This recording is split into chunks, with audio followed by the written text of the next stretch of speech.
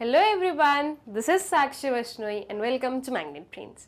एक ऐसा चैनल जहां पर आपको मिलते हैं किंडरगार्टन से लेकर 12th क्लास तक के सारे ही सब्जेक्ट के वीडियो लेक्चर्स बिल्कुल free of cost. Magnet brains कुछ चैप्टर्स या कुछ वीडियोस के बाद में आपसे किसी भी काइंड ऑफ सब्सक्रिप्शन की डिमांड नहीं करता है, क्योंकि हम प्रोवाइड करवाते हैं आपको क्वालिटी एजुकेशन एकदम free of cost. Magnet brains आप लोगों को प्रिपेयर करवाता है फॉर योर स्कूल एग्जामिनेशन, जिसमें कि आपके सीबीएसई हो गया, आपके स्टेट बोर्ड से रिलेटेड आपको यहाँ पर वीडियोस मिलेंगे। हिंदी मीडियम हो या इंग्लिश मीडियम हो, मैग्नेट ब्रेन्स आपको सारी चीज़ों के लिए करवाता है प्रिपेयर। सिर्फ और सिर्फ स्कूल एजुकेशन ही नहीं, बल्कि मैग्नेट ब्रेन्स आप लोगों को आपके कुछ कॉम्पिटिटिव्स के लिए भी प्रिपेयर करवाता है, जैसे कि NTSC, olympiad and many more. So that means कि मैग्नेट ब्रेन्स पर आपको सब कुछ मिलता है बिल्कुल free of cost and quality के साथ में, तो आपको कहीं और जाने की बिल्कुल भी जरूरत नहीं है। इसी के साथ में स्टूडेंट्स स्टार्ट करते हैं हमारा जो ये लेक्चर होने वाला है, जिसमें हम लोग पढ़ेंगे क्लास 11th इकोनॉमिक्स में जो हमारी बुक है माइक्रो इकोनॉमिक्स, उसका जो चैप्टर 5 है दैट इज मार्केट इक्विलिब्रियम, इसके मोस्ट इंपॉर्टेंट क्वेश्चंस। ये जो चैप्टर है हमारा मार्केट इक्विलिब्रियम, इसमें बेसिकली कौन कौन से टॉपिक्स आने वाले हैं, तो इसमें आएगा आपका मार्केट इक्विलिब्रियम क्या होता है, मार्केट इक्विलिब्रियम से रिलेटेड सारी चीजें, और जो भी आपका चेंज इन डिमांड या चेंज इन सप्लाई होती है उसकी वजह से इक्विलिब्रियम प्राइस, इक्विलिब्रियम क्वांटिटी पर क्या चेंजेस होते हैं, जो आपका इक्विलिब्रियम है, मार्केट इक्विलिब्रियम है, उस पर क्या चेंजेस होते हैं, ये सब कुछ पढ़ा था हमने इस चैप्टर में। इसके अलावा हमने इसमें पढ़ा था price floor, price ceiling, viable industries and non viable industries. तो ये कुछ टॉपिक्स हैं, या ये कुछ हम बोलेंगे कि हमारा पूरा चैप्टर का एक ओवरव्यू है, जो कि आई होप सो कि आप लोगों को अच्छे से क्लियर है। बहुत ही इजी चैप्टर है हमारा, एंड आई गेस कि आप लोग इसे पढ़ चुके हो। अगर आपने अभी तक आपका डिटेल्ड अंडरस्टैंडिंग कंप्लीट नहीं किया स्टूडेंट्स, तो इस वीडियो को अभी मत देखना, पहले जाकर अपना जो पूरा एक डिटेल्ड अंडरस्टैंडिंग है वो कंप्लीट करना, उसके बाद में वापस इस वीडियो पर आना और अपने जो मोस्ट इंपॉर्टेंट क्वेश्चन है इन्हें पढ़िएगा, ठीक है। तो चलिए अब हम लोग स्टार्ट करते हैं विद आवर क्वेश्चन आंसर्स। देखो, आपके ये जो पूरे क्वेश्चन आंसर्स हैं ये बेसिकली आप लोगों को 3 सेक्शंस में डिवाइडेड मिलेंगे। सबसे पहले आएगा आपका very short answer type questions, फिर आएंगे आपके short answer type questions, and फिर आएंगे आपके लॉन्ग आंसर टाइप क्वेश्चंस। तो ये जो very short answer type questions होते हैं, इन्हें बेसिकली आपको 1 लाइन या 2 लाइन में जो है कंप्लीट करना होता है, बहुत ज्यादा इसमें आपको नहीं लिखना होता है, ठीक है। मतलब कि बस जो क्वेश्चन पूछा है एग्जैक्टली वही का वही आपको आंसर कर देना है, कुछ भी घुमाने फिराने की जरूरत नहीं होती है इसमें, ठीक है। तो चलो अब क्वेश्चन पढ़ते हैं और फिर 1 बाय 1 इनके आंसर्स देखते जाते हैं। सबसे पहला क्वेश्चन है define equilibrium price. Equilibrium price क्या होता है, इसको करो डिफाइन। अब एकदम सिंपल सी चीज है, इक्विलिब्रियम प्राइस कौन सा प्राइस होगा, ऐसा प्राइस जहां पर जो हमारी मार्केट डिमांड और मार्केट सप्लाई मीट करती है, उस प्राइस को हम कहते हैं इक्विलिब्रियम प्राइस। इक्विलिब्रियम कब अटेन किया जाता है स्टूडेंट्स मार्केट में, जब आपकी मार्केट डिमांड और मार्केट सप्लाई कर्व जो है एक दूसरे को इंटरसेक्ट करते हैं, या हम बोले कि जब market demand and market supply जो है वो एक दूसरे के इक्वल बनते हैं। तो जब ये सिनेरियो होता है तो मार्केट जो है वो इक्विलिब्रियम पर पहुंचता है, और उस पर्टिकुलर पॉइंट पर जो भी हमारा प्रिवेलिंग प्राइस होता है वो होता है आपका इक्विलिब्रियम प्राइस, ठीक है। तो चलो इसका आंसर क्या आ जाएगा, equilibrium price is the price at which market demand is equal to market supply, ठीक है। वही चीज हमने लिखी कि कौन सा प्राइस है, वो प्राइस जहां पर मार्केट डिमांड मार्केट सप्लाई के इक्वल है। फिर आते हैं नेक्स्ट वाले क्वेश्चन पर, give the meaning of excess supply of a product. Excess supply, supply excess है, किसके करस्पॉन्डिंग हम बोल रहे हैं कि एक्सेस जो है वो ज्यादा है, एक्सेस है। एकदम सिंपल सी चीज है, हमने 2 कंसेप्ट पढ़े अपने इस पूरे माइक्रो इकोनॉमिक्स में, एक होता है डिमांड, जो कि कंज्यूमर्स करते हैं, और एक होती है सप्लाई जो कि प्रोड्यूसर्स करते हैं। डिमांड सप्लाई के बिना अधूरी है, सप्लाई डिमांड के बिना अधूरी है, ठीक है। अब अगर मैं बोल रही हूं कि हम लोग सारे कंज्यूमर्स मिलकर कितने यूनिट्स को डिमांड कर रहे हैं, हम डिमांड कर रहे हैं 10 यूनिट्स को, ठीक है। सारे कंज्यूमर्स मिलकर जो है 10 यूनिट्स किसी भी गुड का डिमांड कर रहे हैं, लेकिन जो सारे प्रोड्यूसर्स हैं उन्हें मिलाकर कितनी सप्लाई हो रही है, तो वो लोग सप्लाई कर रहे हैं 20 यूनिट्स की। तो अब जो हम लोग हैं कंज्यूमर्स हैं, हम कितने गुड्स को खरीदने वाले हैं, हम 20 यूनिट्स को खरीदेंगे, 10 यूनिट्स को खरीदेंगे। ऑब्वियसली चीज है 10 यूनिट्स को खरीदेंगे क्योंकि हमारी डिमांड 10 यूनिट्स की है। अब आप अगर 50 यूनिट को सप्लाई कर दोगे तो जरूरी थोड़ी ना कि हम आपके सारे 50 यूनिट्स को कंज्यूम कर ले, हमारी डिमांड जितनी हम उतना ही करेंगे। तो ये जो है 10 यूनिट्स का डिफरेंस, ये क्या हुआ, ये 10 यूनिट्स का डिफरेंस बता रहा है आपकी एक्सेस सप्लाई, मतलब कि सप्लाई आपकी ज्यादा हो गई है इन कंपैरिजन टू डिमांड। तो जब सप्लाई ज्यादा हो जाती है आपकी डिमांड से, तो उसे हम कहते हैं एक्सेस सप्लाई वाली सिचुएशन, ठीक है। तो अब इसका आंसर क्या आ जाएगा, excess supply means market supply of a commodity is more than the market demand for a commodity at a given price, ठीक है। एक जो भी गिवन प्राइस है उस पर जो मार्केट सप्लाई है वो क्या है, मार्केट सप्लाई ज्यादा है आपकी मार्केट डिमांड से। ऑल राइट, सो ये हो जाती है आपकी एक्सेस सप्लाई। फिर आता है नेक्स्ट वाला question, how is equilibrium price affected by decrease in demand. जो इक्विलिब्रियम प्राइस है वो डिक्रीज इन डिमांड से कैसे अफेक्ट होता है। अब देखो जब ऐसे क्वेश्चंस आ जाए ना तो ऐसे बैठे ना, दिमाग नहीं लगाना अच्छा ये डिक्रीज होगा तो क्या होगा, ये चीज आपको नहीं करनी। आपको सिंपली अपना जो है पेंसिल उठानी है, एक ग्राफ बना देना है, ठीक है। वी नो डिमांड कर्व कैसा होता है, ये होता है हमारा डिमांड का कर्व, ये होता है हमारा सप्लाई का कर्व, ठीक है। अब आपको क्या बोला जा रहा है, आपको बोला जा रहा है कि डिमांड डिक्रीज हो रही है, सिर्फ और सिर्फ डिमांड को डिक्रीज होने की बोला है ना, ये कुछ तो नहीं बोला कि सप्लाई में कोई चेंजेस है। डिमांड में डिक्रीज मतलब कौन सा शिफ्ट है, लेफ्टवर्ड या rightward, so that would B leftward shift. जब कम होता है तो लेफ्टवर्ड साइड शिफ्ट होता है, ठीक है। तो एक जो है इस डिमांड कर्व के लेफ्टवर्ड साइड जो है आप एक और क्या बना दो, आपका डिमांड का कर्व बना दो। ये बन गया मेरा D1 कर्व, ठीक है।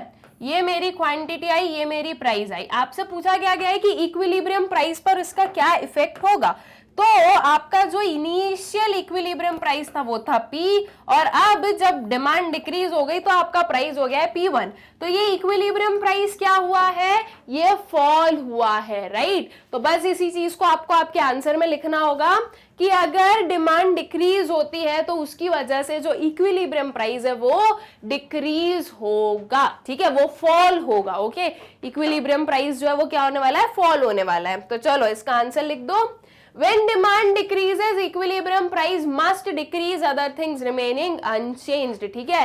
अगर सिर्फ डिमांड डिक्रीज हो रही है बाकी सारी चीजें अनचेंज्ड है तो जो इक्विलिब्रियम प्राइस है वो भी क्या होना चाहिए, डिक्रीज होना चाहिए। और अगर मान लो यही सेम क्वेश्चन आपसे शॉर्ट आंसर में पूछ लिया जाता तो आप सिर्फ इतना नहीं लिख के आते, इसके साथ में जो अभी अभी मैंने एक ग्राफ बनाया वो पूरा जो है डायग्राम बना के आते, जिससे कि एकदम क्लियरली समझ में आता कि अच्छा ये जो है आपकी जो आपकी डिमांड डिक्रीज है उसकी वजह से प्राइस हो रहा है डिक्रीज, ठीक है। तो आई गेस कि अच्छे से क्लियर हो गया ये क्वेश्चन। नेक्स्ट वाले पर आ जाओ इसके साथ में, how equilibrium price of a commodity is affected when demand increase less than supply। अब आपको क्या बताना है कि जो इक्विलिब्रियम प्राइस है कमोडिटी का वो कैसे अफेक्ट होता है जब डिमांड इंक्रीज होती है लेस देन सप्लाई, मतलब कि सप्लाई ज्यादा प्रोपोर्शन से इंक्रीज हो रही है और डिमांड कम प्रोपोर्शन से इंक्रीज हो रही है। क्या करोगे, अपना डायग्राम बना लोगे, तो उससे जो है आपको क्लियरली समझ में आ जाएगा कि क्या चीज हो रही है। Initial demand curve and initial supply curve, ठीक है। ये आ गई आपकी प्राइस, आपको प्राइस पर ही बताना है तो मैंने सिर्फ प्राइस वाली बना देती हूँ, ये हमारी इक्विलिब्रियम प्राइस है, ठीक है। अब आपको बोला गया है कि दोनों ही चीजें इंक्रीज हो रही है लेकिन जो डिमांड में इंक्रीज है वो सप्लाई के इंक्रीज से कम है। इंक्रीज हो रहा है मतलब कि दोनों आपके राइटवर्ड साइड होंगे शिफ्ट, ठीक है। तो देखो इसको मैंने इंक्रीज करवा दिया डिमांड को कुछ, ये ऑलराइट, ये मेरी आ गई D1, और सप्लाई को मैं थोड़ा ज्यादा इंक्रीज करवा दो, ये आ गई हमारी S1। यहां से हमने बनाया एक, जो ये दोनों जहां पर मीट करे वहां से हमने जो है न्यू इक्विलिब्रियम प्राइस बताया, दैट इज P1। हम P से P1 आ गए, दैट मीन्स ये क्या हो रहा है, फॉल हो रही है, ठीक है। तो जब एक कमोडिटी की जो डिमांड है वो इंक्रीज होती है लेस देन सप्लाई, तो जो उसका प्राइस है वो क्या होता है, उसका जो प्राइस है वो होता है डिक्रीज, ठीक है, उसका प्राइस फॉल होता है। ऑलराइट, तो इसका आप जो हो अब इसका आंसर लिख दोगे कि क्या हुआ, equilibrium price will fall if this situation persist. एकदम इजीली जो है हमने इसका डायग्राम बनाया और हमें 2 मिनट में आंसर मिल गया। ये जो है ना, हमने बैठ के ऐसे, हमारा माइंड नहीं चला है कि क्या होगा, ऐसा होगा, ऐसा होगा, ऐसा होगा, इतना सब नहीं करना है, डायग्राम बनाओ। अब यहाँ पर अगर आप लोग देखो तो मैंने कोई जो है कोई मेजरमेंट से नहीं बनाया, सिंपली हम लोग देख सकते हैं कि ये प्रपोर्शन इस प्रपोर्शन से कम है।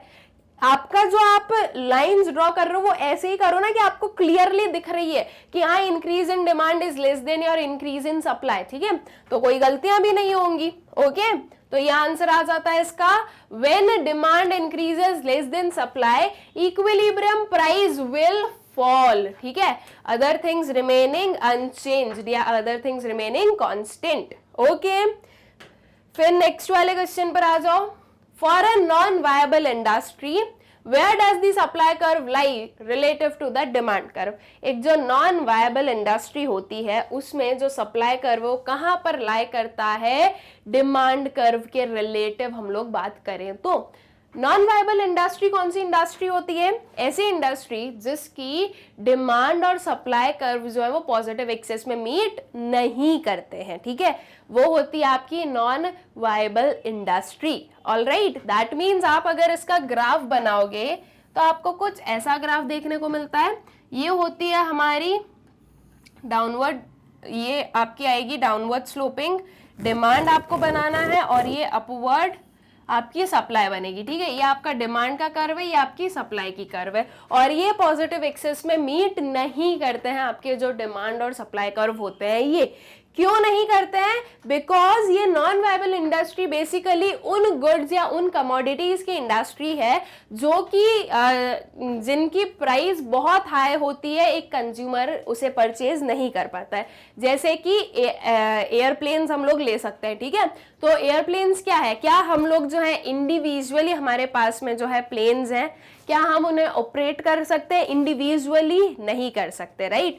चॉपर बात अलग होती है कि चॉपर जो है वो बहुतों के पास में है, भाई जिसके पास में लाइसेंस है उसका, जिसके पास में उतना मनी है वो लोग परचेज कर भी पाते हैं, लेकिन कोई इंडिविजुअल पर्सन जो है वो एरोप्लेन को नहीं जो है क्या करता है, परचेज करता है, ठीक है, बिकॉज उसका प्राइस बहुत हाई होता है, तो उसकी जो है सप्लाई इस मार्केट में पॉसिबल होती ही नहीं है, और हम लोग जो है उसकी डिमांड करते ही नहीं है, बिकॉज हम लोगों के लिए वो अफोर्डेबल है ही नहीं, ठीक है। तो आपका जो ये है नॉन वायबल इंडस्ट्री है उसका जो डायग्राम है वो कुछ ऐसा बनता है।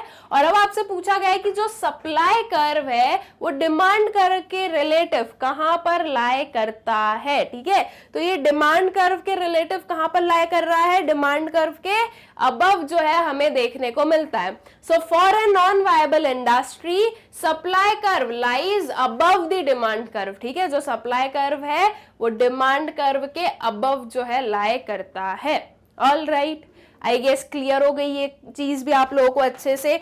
देखो ये जो आपका चैप्टर है ना मार्केट इक्विलिब्रियम, इसको आप जितना ज्यादा डायग्राम्स की हेल्प से सॉल्व करोगे ना उतना ही ज्यादा बेटर रहेगा, बिकॉज ये जो आपका मार्केट इक्विलिब्रियम है बेसिकली पूरे में जो है डायग्राम्स की हेल्प से ही हम सारी चीजें समझ पाएंगे, अदरवाइज हमें जो है समझ में बहुत प्रॉब्लम होगी, या हम जो है किसी भी चीज को उसमें जो है मगअप नहीं कर सकते, because there are number of cases कि ऐसा हो रहा है, फिर ऐसा अगर चेंज है, ये चेंज है डिमांड में, ये चेंज है सप्लाई में, तो आपके प्राइस पर या क्वांटिटी पर क्या चेंजेस है, तो इन चीजों को आप जो मगअप नहीं कर सकते हो, this is next to impossible वाली चीज हो जाती है। और अगर मगअप कर दोगे तो वहां पर जाकर पूरी खिचड़ी बना दोगे जब एग्जाम में आएगा, इसलिए सिंपल सी चीज है, डायग्राम बनाते जाओ, स्टेप बाय स्टेप बनाते जाओ डायग्राम, अपने आप चीजें आपको समझ में आ जाएंगी, ठीक है।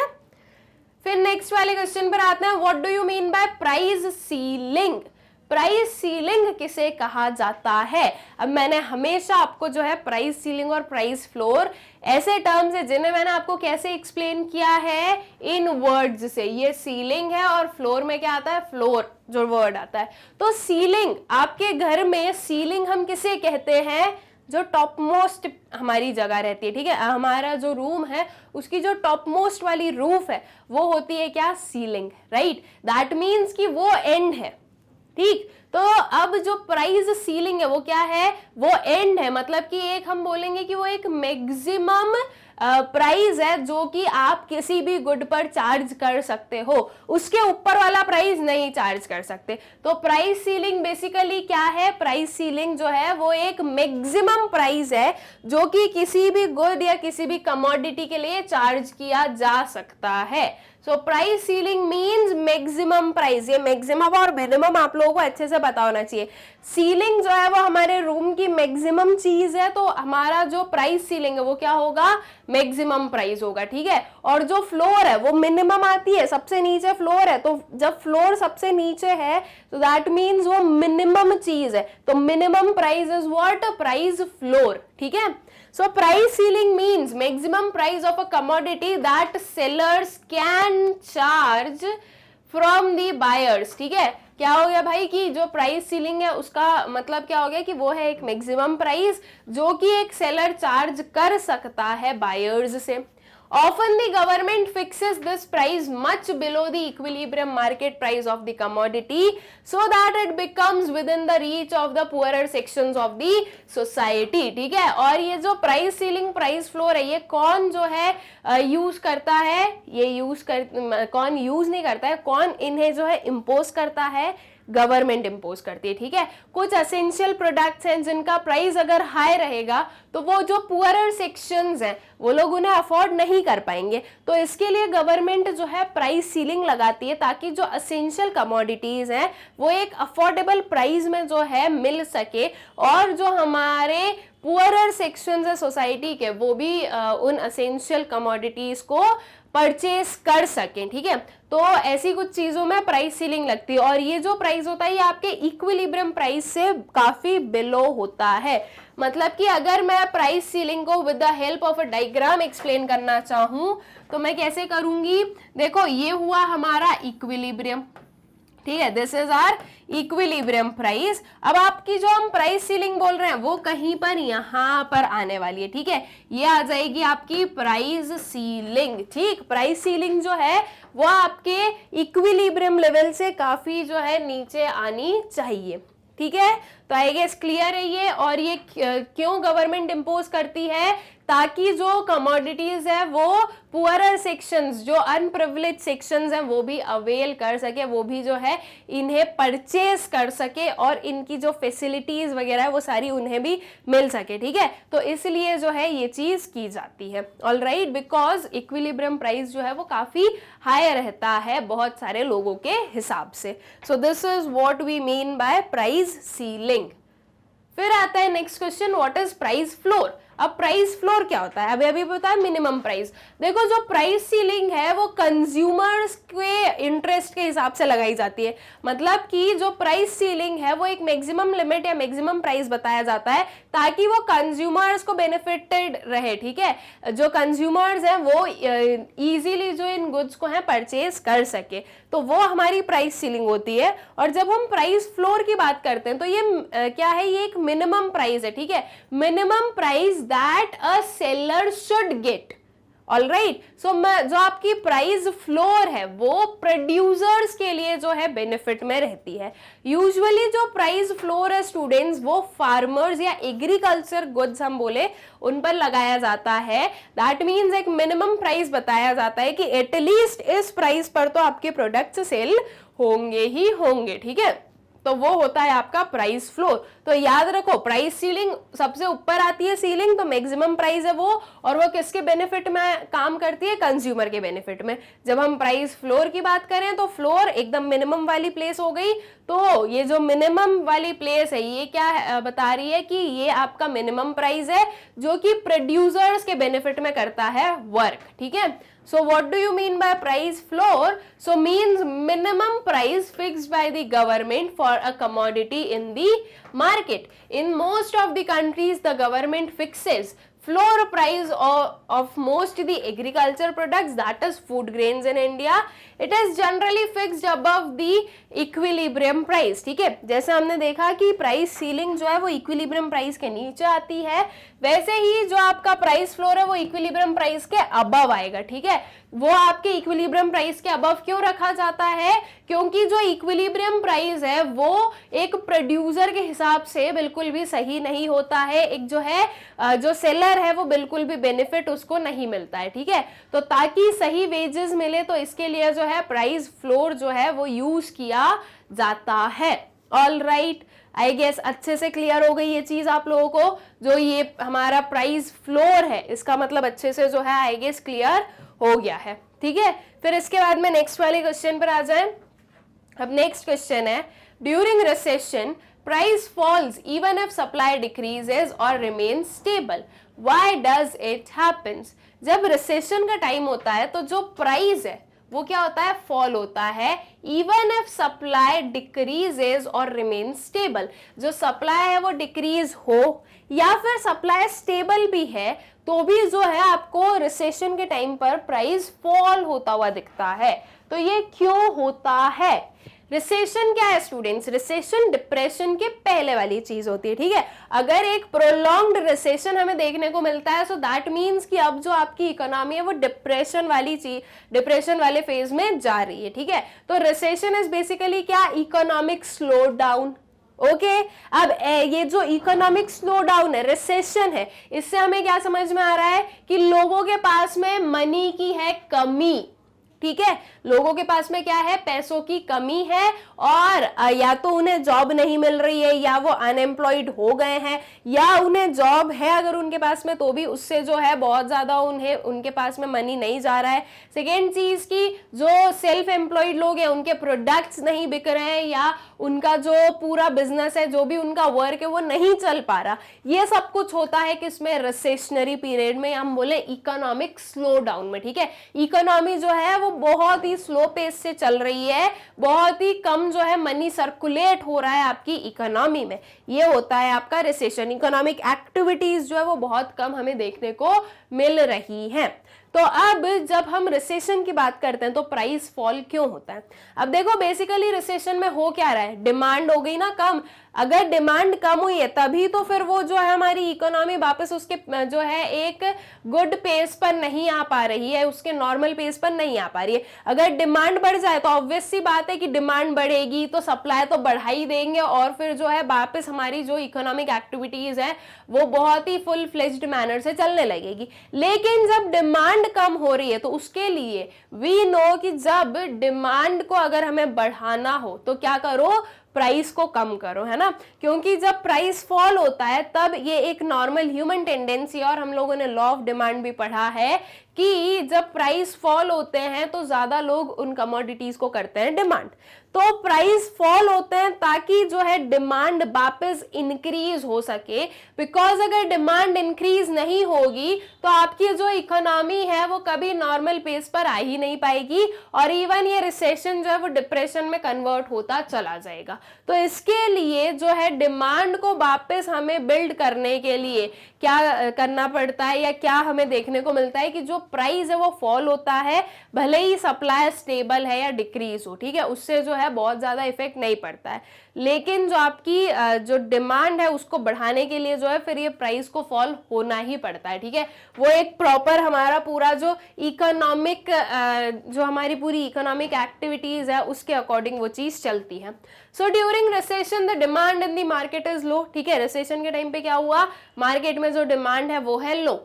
Due to this price falls even if supply of the commodity is good. ठीक है, और इसीलिए क्या होता है कि प्राइस जो है वो फॉल होता है, भले ही जो सप्लाई है कमोडिटी की वो अच्छी हो रही हो। ठीक है, सप्लाई में भले ही कोई चेंजेस ना हो, सप्लाई में कोई प्रॉब्लम ना हो, लेकिन फिर भी जो प्राइस है उसको क्या करवाना पड़ता है? फॉल करवाना पड़ता है, क्योंकि डिमांड को वापस रीगेन करने की जरूरत है।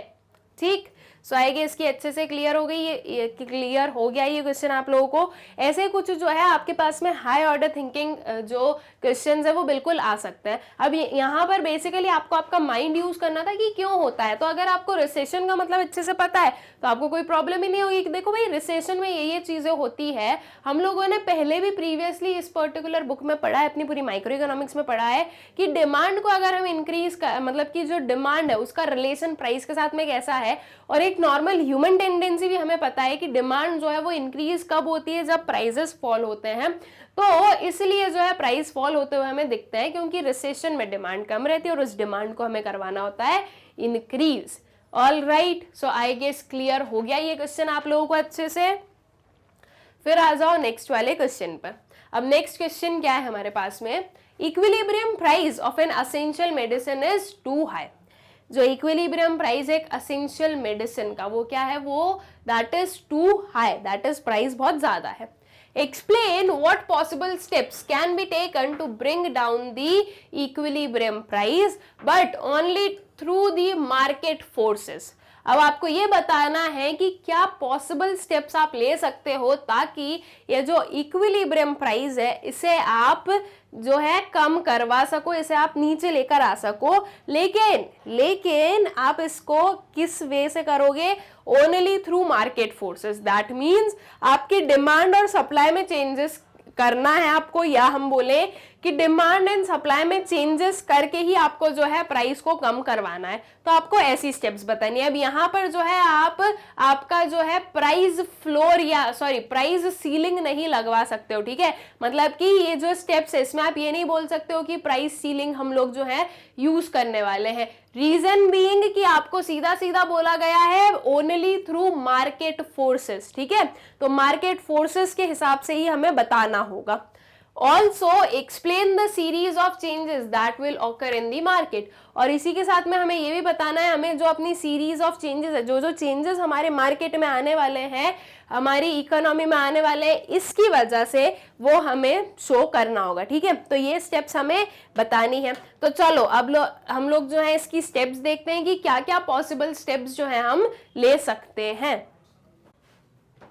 So if the equilibrium price of an essential medicine is too high, then its price can be reduced by opting two ways, ठीक है। दो वेज से जो है ये जो आपकी जो इक्विलिब्रियम प्राइस है उसे हम नीचे लेकर आ सकते हैं, ठीक है। मतलब कि उसे जो है हम फॉल करवा सकते हैं। और क्या है वो, increase the supply of the commodity. क्या करो, जो सप्लाई है कमोडिटी की वो इंक्रीज कर दो। जब सप्लाई बहुत ज्यादा हो जाएगी तो ऑब्वियस सी बात है कि जो प्राइस है वो क्या हो जाएगी, कम हो जाएगी।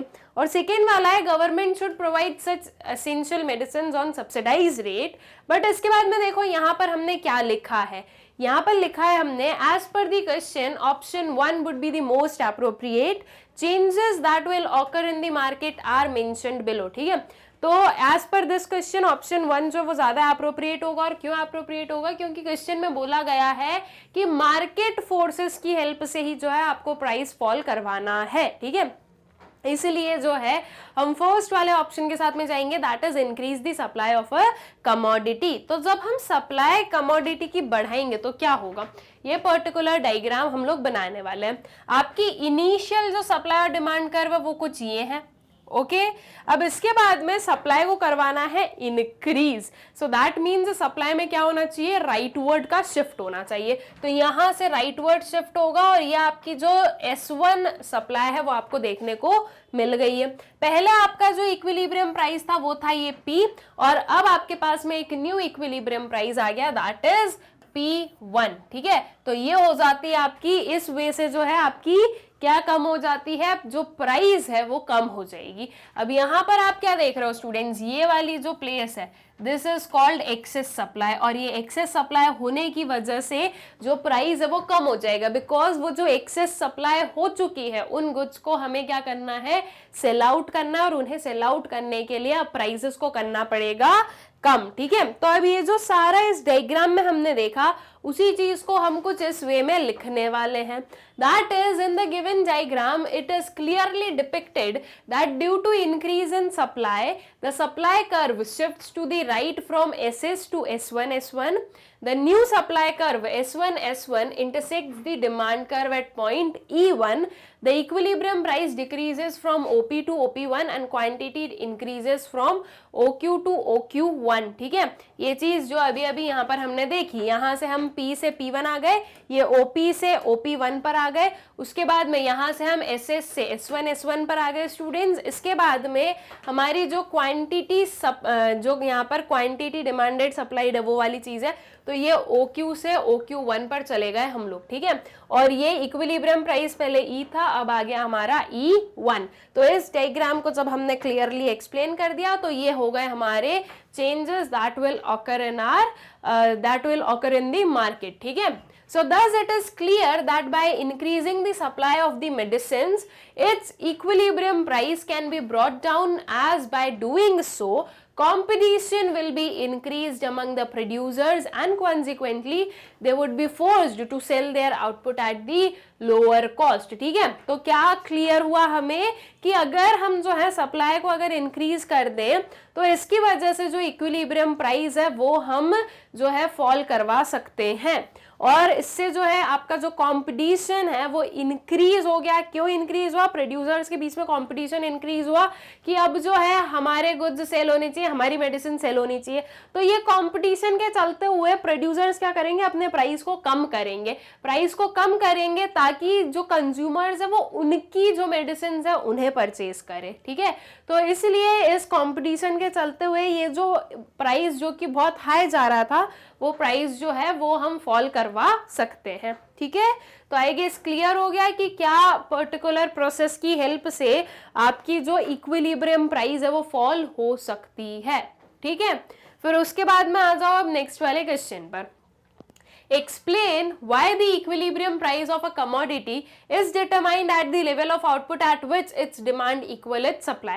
मतलब कि सीधा सीधा क्वेश्चन है कि हम क्यों बोलते हैं कि जहां पर डिमांड और सप्लाई इक्वल होते हैं वही हमारा इक्विलिब्रियम और वही जो है हमारी इक्विलिब्रियम प्राइस आती है, उसकी जो करस्पॉन्डिंग प्राइस होती है। हम तो ये भी बोल सकते हैं ना कि दूसरी प्राइस भी हो सकती है आपकी जो है, जैसे कि ये मेरी डिमांड का कर्व हुआ, ये मेरे सप्लाई का कर्व हुआ। ठीक है, तो अब इसके अकॉर्डिंग मेरा जो प्राइस है वो क्या होगा स्टूडेंट्स? ये जिस भी गुड का हमने डिमांड सप्लाई बनाया है उसका जो प्राइस डिटरमाइन किया जाएगा वो क्या होगा? वो ये प्राइस होने वाला है। ठीक है, ये P होने वाला है। तो क्वेश्चन ये है कि ये P ही क्यों है, आपका और कोई प्राइस क्यों नहीं हो सकता? जैसे कि ये वाला यहाँ पर अगर मैं बोलूं तो ये प्राइस क्यों नहीं हो सकता, ये P1 क्यों नहीं हो सकता यहाँ पर, या फिर ये जो है P2 प्राइस क्यों नहीं हो सकता है? हम क्यों बोलते हैं कि जो जहां पर आपकी डिमांड और सप्लाई इक्वल होती है वहीं पर जो आपका प्रिवेलिंग प्राइस है उसी को हम जो है एज अ जो उस कमोडिटी का प्राइस डिटरमाइन करते हैं? क्या रीजंस हैं उसके पीछे के? तो देखो सिंपल सी चीज है, यहां पर आपकी डिमांड और सप्लाई दोनों इक्वल है। अगर डिमांड 20 यूनिट की हो रही है तो सप्लाई भी 20 यूनिट की जा रही है। अगर मैं P1 की बात करूं, यहां पर मान लो कितना है हमारा 20 यूनिट्स है, दिस इज आर 10 और ये हो गया हमारा 30। ठीक है, तो अगर मैं इस वाली प्लेस की बात करूं P1 की, तो P1 वाली सिचुएशन में क्या हो रही है कि जब हमारी प्राइस, यहाँ पर हम प्राइजेस भी कुछ रख दें क्या? चलो ये प्राइस हो गया 10 रुपीज, 20 रुपीज एंड 30 रुपीज। तो जब प्राइस 10 रुपीज है तो उस टाइम पर जो आपकी सप्लाई है वो सिर्फ और सिर्फ 10 यूनिट की हो रही है और डिमांड कितने की हो रही है? 30 यूनिट्स की हो रही है। तो मतलब कि एट 10 रुपीज कौन सी वाली सिचुएशन हमें देखने को मिल रही है हमारी इकोनॉमी में? एक्सेस डिमांड वाली जो सिचुएशन है ये देखने को मिल रही है। अब एक्सेस डिमांड, क्या ये एक फेवरेबल सिचुएशन है? नहीं है। क्यों नहीं है? क्योंकि ऐसे में क्या हो रहा है कि ये जो 20 यूनिट्स की एक्स्ट्रा डिमांड हो रही है, राइट, सप्लाई तो सिर्फ 10 यूनिट्स की हो रही है, तो सिर्फ 10 यूनिट्स ही जो है आप लोगों को मिल सकते हैं। या फिर हम बोले कि अगर 30 लोग डिमांड कर रहे हैं तो उसमें से सिर्फ 10 लोगों को जो है गुड्स मिलेंगे, 20 लोगों की तो डिमांड पूरी ही नहीं हो रही है, तो ये बिल्कुल भी फेवरेबल नहीं है, ठीक है। इसलिए हम ये 10 प्राइस रख नहीं सकते। और इस पर सप्लाई क्यों ज्यादा नहीं हो रही है, क्योंकि सप्लायर्स के हिसाब से ये जो प्राइस है ये काफी कम है। सप्लायर्स के हिसाब से इस प्राइस में उनका प्रॉफिट मार्जिन वगैरह नहीं है, इसलिए वो इस प्राइस पर ज्यादा गुड्स को सप्लाई नहीं करना चाह रहे हैं, ठीक है। तो आपकी जो ये इक्विलिब्रियम के बिलो वाला प्राइस है, इसमें हमें एक्सेस डिमांड देखने को मिल रही है। उसके बाद में हम अबव की बात करें, दैट इज P2 वाली बात करें, जहां पर प्राइस 30 है। तो जब प्राइस 30, तो आप देखोगे कि ये अब आपका डिमांड कर्व है, ठीक है। ये डिमांड आपकी 10 है और सप्लाई आपकी कितनी है, 30 है। तो अब आपकी डिमांड कम हो रही है, सप्लाई ज्यादा हो रही है। कौन सी सिचुएशन हो गई, ये वाली, इस वाली पर्टिकुलर प्राइस पर हमारे पास में जो है ये वाली कंडीशन आ जाती है, एक्सेस सप्लाई वाली, ठीक है। अब जब एक्सेस सप्लाई हो रही है, तो ये जो 20 यूनिट्स की एक्सेस सप्लाई है, क्या वो किसी काम की है, नहीं है, क्योंकि जो कंज्यूमर्स हैं वो तो उन्हें परचेज कर ही नहीं रहे। तो ये एक्सेस सप्लाई भी जो है बिल्कुल भी प्रॉफिटेबल नहीं है, या हम बोलें कि फेवरेबल चीज नहीं है। हम क्या चाहेंगे हमारी इकोनॉमी में कि जितने गुड्स को डिमांड किया जा रहा है उतने गुड्स की सप्लाई हो, ना ही ज्यादा गुड्स हो ना ही कम गुड्स हो, ठीक है। मतलब कि जो डिमांड और सप्लाई वो दोनों मैच होने चाहिए। अब अगर मैं बात करूं इस पी लेवल ऑफ प्राइस की, दैट इज जब 20 है, उस टाइम पर हमारा डिमांड और सप्लाई कर्व एक दूसरे को इंटरसेक्ट कर रहा है। मतलब कि जो 20 रुपीज वाली प्राइस है उस पर लोग डिमांड भी कर रहे हैं, और उतना जो है सप्लायर्स के लिए भी मार्जिन सही है, वो लोग सप्लाई भी कर रहे हैं।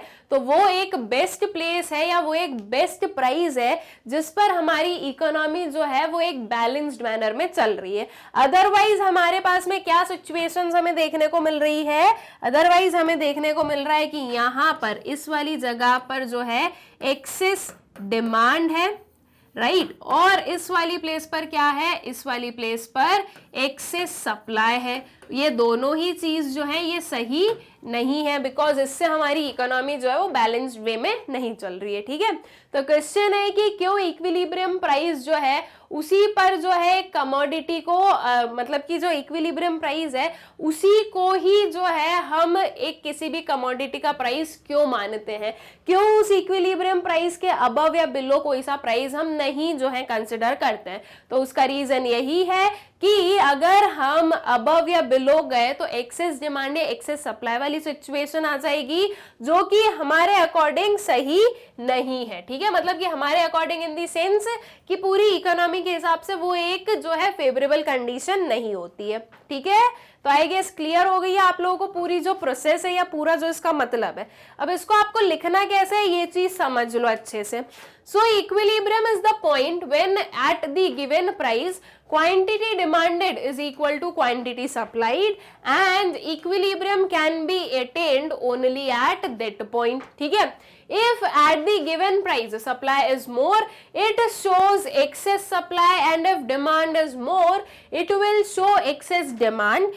In either case, there will be movement in price and hence quantities. That is, these are not stable points. Only at equilibrium price, the quantity demanded is equal to quantity supplied, and there is no tendency to change from this point, ठीक है। तो क्या चीज हमने यहाँ पर explain की, पूरा इसे एक्सप्लेन किया कि इक्विलिब्रियम पॉइंट जो है वो क्या है, वो एक ऐसा पॉइंट है जहां पर आपकी डिमांड और सप्लाई होती है एक दूसरे के इक्वल, ठीक है। और ये जो गिवन प्राइस है, अगर इस पर सप्लाई ज्यादा, अगर जो हमारी इक्विलिब्रियम प्राइस अगर उसे छोड़कर हम कोई और प्राइस लेते हैं तो या तो सप्लाई ज्यादा होगी उस प्राइस पर या फिर डिमांड ज्यादा होगी, और दोनों ही केसेस में क्या होगा कि आपकी जो क्वांटिटी और प्राइस है दोनों स्टेबल नहीं रहेंगे। और इनस्टेबिलिटी हम लोग बहुत ज्यादा अपनी इकोनॉमी में चाहेंगे नहीं, हम इकोनॉमी में क्या चाहेंगे, एक बैलेंस चाहेंगे, ठीक है। तो इनस्टेबिलिटी वाली चीज हम लोग नहीं कंसिडर करेंगे। तो इसके लिए जो है हम लोग क्या बोल रहे हैं कि जो आपका इक्विलिब्रियम प्राइस है वह उसी को हम जो है एक क्या मानते हैं, एक कमोडिटी का एक ट्रू प्राइस माना जाता है, ठीक है। सो आई गेस की क्वेश्चन आप लोगों को क्लियर हो गया है अच्छे से। फिर आता है question, How does the equilibrium price of a normal commodity change when price of its buyers fall? Explain the chain of effects. अब देखो क्वेश्चन क्या बोल रहा है, क्वेश्चन बोल रहा है कि इक्विलिब्रियम प्राइस जो है उस पर क्या इफेक्ट होगा। जो इक्विलिब्रियम प्राइस है किस चीज का, कौन सी कमोडिटी का, नॉर्मल कमोडिटी का। अब ये नॉर्मल कमोडिटी क्या होती है ये आई गेस आप लोगों को पता होगा, और ये कब पता होगा, जब आप लोगों ने इस बुक का, हमारी जो माइक्रो इकोनॉमिक्स है इसका अगर आप लोगों ने चैप्टर 2 पढ़ा है तो आपको ये चीज पता होगी। और ऑब्वियस सी बात है कि चैप्टर 2 पढ़ना ही है। मैं हमेशा से बोलती हूँ आप लोगों को कि हर एक चीज आपको क्या करना है, सीक्वेंस वाइज पढ़नी है, हर एक चैप्टर को, हर एक टॉपिक को। उसके पीछे का रीजन क्या है, उसके पीछे का सिंपल सा रीजन है कि हर एक चीज जो है वो इंटरलिंक्ड है। अगर आपने प्रीवियस वाली नहीं पढ़ी तो आपको न्यू भी समझ में नहीं आने वाली है। तो चैप्टर 2 जो जिसमें कि बेसिकली हम लोगों ने अपना कंज्यूमर्स इक्विलिब्रियम, डिमांड, ये चीज पढ़ी थी, तो तब हम लोगों ने पढ़ा था नॉर्मल गुड्स, इंफीरियर गुड्स, ये सारी चीजें। तो नॉर्मल गुड्स कौन से गुड्स होते हैं, नॉर्मल कमोडिटी या नॉर्मल गुड्स कौन से गुड्स होते हैं, ये वो गुड्स है जिनका इनकम से डायरेक्ट रिलेशन होता है। दैट मीन्स अगर एक कंज्यूमर की इनकम इंक्रीज होती है तो वो नॉर्मल गुड्स का कंजम्पशन इंक्रीज करता है, और वहीं अगर इनकम डिक्रीज होती है तो नॉर्मल गुड्स का कंजम्पशन क्या हो जाता है, डिक्रीज हो जाता है। इसी की जगह पर अगर हम इंफीरियर गुड्स की बात करें तो इंफीरियर गुड्स के साथ में ये जो इनकम का रिलेशन है वो कैसा है, इनडायरेक्ट रिलेशन होता है, इनवर्स रिलेशन होता है। अगर इनकम बढ़ती है तो इंफीरियर गुड्स की जो डिमांड है वो कम होती है, कंजम्पशन कम होता है, और अगर इनकम डिक्रीज होती है तो ये जो इंफीरियर गुड्स है इनकी डिमांड इंक्रीज होती है। ठीक है, तो अब हमारे पास में बात आती है नॉर्मल कमोडिटी की। अब नॉर्मल कमोडिटी की बोला गया है कि हमें इक्विलिब्रियम प्राइस पर क्या चेंज होगा इन अ नॉर्मल कमोडिटी। आगे की सिचुएशन क्या है, income of the buyers falls. ठीक है, जो इनकम है वो फॉल हो रही है। तो सिंपल सी चीज है कि इनकम अगर फॉल हो रही है तो इनकी जो डिमांड है वो क्या होगी, वो होगी फॉल। मतलब कि अगर मैं एक नॉर्मल कमोडिटी का इक्विलिब्रियम बना रही हूं, या मैं बोलूं डिमांड कर्व बना रही हूं, ठीक है, मैं अगर एक नॉर्मल कमोडिटी का डिमांड जो है कर्व बना रही हूं, तो पहले अगर मेरा ये डिमांड कर्व था तो अब जो मैं डिमांड कर्व बनाऊंगी वो क्या होगा, उसमें हमें कम दिखानी है, उसमें एक शिफ्ट होगा। ठीक है, और शिफ्ट किस साइड होगा, लेफ्ट हैंड साइड पर होने वाला है। तो मतलब कि बेसिकली अब हमें अपना जो ये जो explain the chain of effects बोला गया है, तो बेसिकली हमें क्या करना है, अपना बनाना है ग्राफ। हमें देखना है कि इक्विलिब्रियम प्राइस पर इसका क्या इफेक्ट होने वाला है। ये आ गई हमारी demand curve, initial demand curve. ठीक है, जब तक जो इनकम है वो फॉल नहीं हुई तब तक की जो डिमांड है वो ये है, और उसके बाद में ये आ जाती है आपकी सप्लाई। आपका ये इक्विलिब्रियम है। ठीक है, यहां से ये आ गया आपका इक्विलिब्रियम प्राइस। हमें इक्विलिब्रियम प्राइस पर क्या चेंज है यही चीज बतानी है, तो ये आ जाता है आपका इक्विलिब्रियम प्राइस। अब जब इनकम फॉल हो रही है तो हमें क्या पता है कि इनकम के फॉल होने से, नॉर्मल गुड है तो उसकी डिमांड भी होगी फॉल। दैट मीन्स जो आपका डिमांड है वो लेफ्टवर्ड क्या होगा, शिफ्ट होने वाला है। तो यहां से इसको हमने लेफ्टवर्ड शिफ्ट करवा दिया, ये बन गई हमारी न्यू इक्विलिब्रियम जो प्लेस है। ठीक है, ये आ गया हमारा इक्विलिब्रियम। अब यहां से जो प्राइस है वो आ गई हमारी P1, और ये हमारा न्यू इक्विलिब्रियम प्राइस आ गया है। तो ये जो आपका नॉर्मल कमोडिटी है, इस पे जब एक इनकम जो है बायर की अगर कम हुई है और नॉर्मल कमोडिटी की बात हम अगर कर रहे हैं, तो उसकी वजह से इक्विलिब्रियम प्राइस पर क्या इफेक्ट हुआ है, ये फॉल हुआ है। ठीक है, एकदम इजीली समझ में आ गया कैसे हमने इसको फाइंड आउट किया है। आपका जो प्राइस है वो P से P1 चला गया है। अब इसी डायग्राम को आपको बना देना है। अब इस डायग्राम को बनाओगे तो यहाँ पर प्रॉपरली E लिखना, ये आपका E1 होगा, ये आपकी Q1 होगी, और ये आपकी Q होगी। ठीक है, ये सब कुछ आपको डिफाइन करना होगा। वो D है तो ये आपका D1 कर्व हो जाएगा। ये सब कुछ आप लिखोगे, मतलब कि पूरा डायग्राम में एक एक चीज जो है आप अच्छे से बताओगे। वाई एक्सिस पर आप लिखोगे कि यहाँ पर हमने जो है अपनी प्राइस ली है, एक्स एक्सिस पर आप लिखोगे यहाँ पर आपने आपकी क्वांटिटी मेजर की है। उसके बाद में इस पूरे ही ग्राफ को आप एक्सप्लेन करोगे एक रिटन फॉर्मेट में। ठीक है, क्या इफेक्ट हुआ है आप ये बताओगे कि इस पूरी चीज की वजह से जो इक्विलिब्रियम प्राइस है वो होगा फॉल। और इसके अलावा और क्या बताओगे आप? इसके अलावा ये जो सारे जो इसमें आप चेंजेस देख रहे हो, ये सारे चेंजेस को आपको जो है लिखना होगा, ठीक है, कि पहले हमारा इक्विलिब्रियम ई आया, फिर हमने हमारा एक न्यू डिमांड कर्व बना D1 करके, ठीक है। तो अब जहां पर D1 और SS कर्व इंटरसेक्ट हुए वहां पर हमारा न्यू इक्विलिब्रियम आया, दैट इज E1। वहां से हमारा जो है न्यू इक्विलिब्रियम प्राइस आया, दैट इज P1, और वो हम देख सकते हैं कि वो हमारे initial price that is P से बिलो आया है। ऑल राइट, तो इस वे में जो है आपको पूरा आपका एक्सप्लेन करना होता है। कुछ इस वे से आप लिख दोगे, यह आपकी क्या बन जाएगी, आपका ये पूरा जो डायग्राम मैंने बनाया अभी वही डायग्राम आपका यहाँ पर आ गया है। उसके बाद में आप कैसे इसको लिखने वाले हो? So for a normal commodity decrease in income of buyers means decrease in its demand, ठीक है। एक नॉर्मल कमोडिटी के लिए जब हम बोलते हैं कि इनकम डिक्रीज हुई है बायर्स की, तो उसका मतलब क्या होता है कि जो डिमांड है वो भी डिक्रीज हुई है उसकी, यही चीज मैंने अभी आपको बताई। Accordingly demand curve shifts leftward and both equilibrium price and equilibrium quantity tend to decrease, ठीक है। इक्विलिब्रियम प्राइस भी कम हो गया, इक्विलिब्रियम क्वांटिटी भी कम हो गई है, ठीक है। अब ये जो है इस डायग्राम को एक्सप्लेन करते हुए हमारा ये वाला पैराग्राफ आता है। In the given diagram, actual demand curve DD and the actual supply curve SS intersects at point E। देख लो वहां पर जो है E पॉइंट पर ये दोनों कर रहे हैं एक दूसरे को इंटरसेक्ट, ये वाले पॉइंट पर, ठीक है। That is equilibrium point. When income of the buyer decreases, the demand for the normal good also falls and demand curve shifts leftward from DD to D1, ठीक है। बस जो चीज मैंने एक्सप्लेन की है वही अब यहाँ पर हम प्रॉपर रिटर्न फॉर्म में देख रहे हैं। As a result equilibrium price and quantity both are decreased from OP to OP1 and OQ to OQ1, ठीक है। OP से OP1 पर चला गया हमारा प्राइस और क्वांटिटी कहां चली गई? OQ से OQ1 पर। ऑल राइट, एकदम इजी सा क्वेश्चन था। आई गेस आप लोगों को अच्छे से क्लियर हो गया है। बस आपके जो अभी तक आपने जो चीजें पढ़ी है वही आपको वापस जो है याद करनी है कि देखो भाई नॉर्मल गुड्स में क्या होता है, नॉर्मल गुड्स में हमें क्या टेंडेंसी देखने को मिलती है, यही सब कुछ आप लोगों को जो है वापस एक बार रिकैप कर और आपके जो कंसेप्ट हैं वो सारे यूज कर आपको जो है आपके क्वेश्चन का आंसर करना होता है, ठीक। फिर नेक्स्ट वाले क्वेश्चन पर आ जाओ। नेक्स्ट क्वेश्चन क्या है अब हमारा? A severe drought results in the drastic fall in output of wheat. क्या हुआ है? एक सीवियर ड्रॉट की वजह से जो आउटपुट ऑफ व्हीट है उसमें हमें क्या देखने को मिला? ड्रास्टिक फॉल देखने को मिला, ठीक है। जो व्हीट का आउटपुट है उसमें बहुत जो है फॉल हुई है। Analyse how will it affect the market price of wheat. अब इससे हमें क्या एनालाइज करना है कि इसकी वजह से जो मार्केट प्राइस है व्हीट का वो कैसे, उस पर क्या इफेक्ट होगा।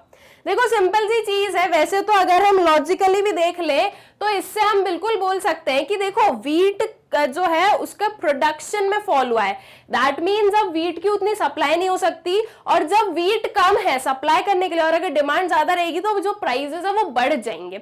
लेकिन ये चीज हमने लॉजिकली अपने उससे तो बोल दी, लेकिन अगर मैं इसको डायग्राम की हेल्प से देखूं तो क्या उससे भी हमारे यही आंसर आ रहा है? ऐसा हम लोग चेक कर लेते हैं। देखो इनिशियल डिमांड कर्व और इनिशियल सप्लाई कर्व, ठीक है। इस पर जो प्राइस है वो कुछ ये है हमारा P। उसके बाद में अब हमें क्या पता है? अब हमें ये पता है कि जो ड्रास्टिक फॉल हुआ है आउटपुट में, तो जब आउटपुट में फॉल है दैट मीन्स अगर प्रोडक्शन में फॉल है तो दैट क्लियरली मीन्स कि जो सप्लाई है उसमें क्या होगा? फॉल होगा। तो आपका जो सप्लाई कर्व है वो कहां शिफ्ट होगा? लेफ्टवर्ड शिफ्ट होगा। ये हमारा इनिशियल सप्लाई कर्व है, इसके लेफ्ट में आपको एक और सप्लाई कर्व बना देना है, दैट इज ये आ गया S1। ये हमारा न्यू इक्विलिब्रियम पॉइंट बना और ये हमारी बनी है इक्विलिब्रियम प्राइस P1 जो कि आपके P से अबव है, जो कि क्या बता रही है? आपका जो इक्विलिब्रियम प्राइस है वो इंक्रीज हुआ है, ठीक है। तो ये चीज आप लोगों को समझ में आ गई। मतलब जिस चीज को हमने लॉजिकली भी आंसर कर दिया था कि ऐसा होगा, एक अगर नॉर्मल सेंस से हम बात करें तो वही चीज हमने with the help of diagram देखी तो वही चीज हुई है, ठीक है। तो आई गेस कि अब आप लोगों को क्लियर है ये जो हमारा ये पूरे जो हमारी इक्विलिब्रियम का जो एक ग्राफ चलता है वो एकदम लॉजिकली एंड रैशनली भी सही ही चलता है। ओके, तो अब इसका आंसर देख लो, आप क्या लिखोगे? As a result of severe drought the output of wheat is reduced. It means the supply of wheat in the market will reduce, causing a shift of supply curve to the left. Accordingly, market price of wheat will increase. जो diagram मैंने बनाया वही हमने यहाँ पर जो है देख लिया. अब इसमें देखो क्या हो रहा है, प्राइस बढ़ गया और क्वांटिटी कम हो गई. क्वांटिटी कम क्यों हो गई? क्योंकि अब कम क्वांटिटी सप्लाई की जाएगी ना, अब उतनी थोड़ी ना सप्लाई की जा रही है, बिकॉज आउटपुट गिर गया है. ठीक है. So as shown in figure, OP1 is the new market price. ये OP1 is the new market price of wheat after the supply curve shifts to S1 and equilibrium quantity has decreased to OQ1. Okay, I guess clear है question अच्छे से, आप लोगों को कोई problem नहीं होगी. एकदम जो है हमने इसका डायग्राम बनाया और इससे जो है एक एक चीज को समझ लिया. अब नेक्स्ट वाले क्वेश्चन पर आ जाते हैं. In the case of luxury items like diamond, decrease in demand decreases equilibrium price. Do you agree? अब ऐसे केसेस में आपको आपका डायग्राम नहीं बनाना है. अगर आप डायग्राम बनाओगे तो आपके जो है आपका इक्विलिब्रियम प्राइस में आपको चेंजेस देखने को मिल जाएंगे. लेकिन थोड़ा सा इसका लॉजिक समझो. क्या है? Luxury items. ठीक है, लग्जरी आइटम्स है, जैसे कि एग्जाम्पल दिया गया है डायमंड. तो अगर इसकी डिमांड डिक्रीज होती है तो क्या इसका प्राइस डिक्रीज होगा?